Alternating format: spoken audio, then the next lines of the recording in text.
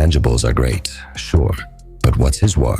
Wins above replacement has become a deciding factor among baseball executives mulling over who to keep, who to shop, and what price is right. It's also keeping polar bear Pete from getting paid. So alleges Vinnie Pasquantino, the Kansas City Royals first baseman. During an appearance on the Chris Rose Rotation podcast Monday, the Richmond native purported that Billy Beane's prize stat undervalues his breed, first baseman, and that the Mets front office should look past Pete Alonso's career 3.8 average and at everything else he brings to the table. If you play first base, you essentially have to put up an 850 OPS to get paid nowadays, Pasquantino began. That's fine, you need to perform, but teams use WAR. If you play first, it is very difficult to get that WAR number up because it gets so trudged down simply by the position. What these front office guys have determined is that players who handle the ball, almost more than anybody in terms of catching the baseball, are the least valuable people out there.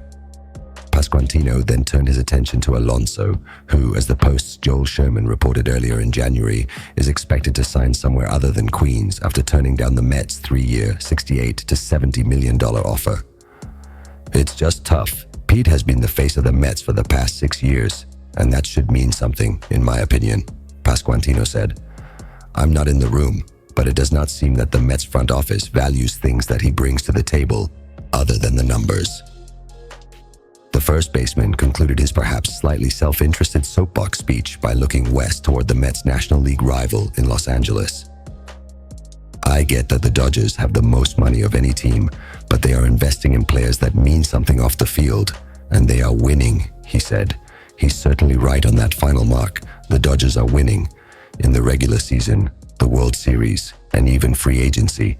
But if WAR is being used by the Mets, let alone any other Major League Baseball front office, to compare players at different positions is harder to say. Impossible, really, for those outside of the room. During the 2024 season, Alonso posted 2.9 offensive wins above replacement. That mark tied him for 68th best in the league, in line with players such as Manny Machado and Jock Pederson,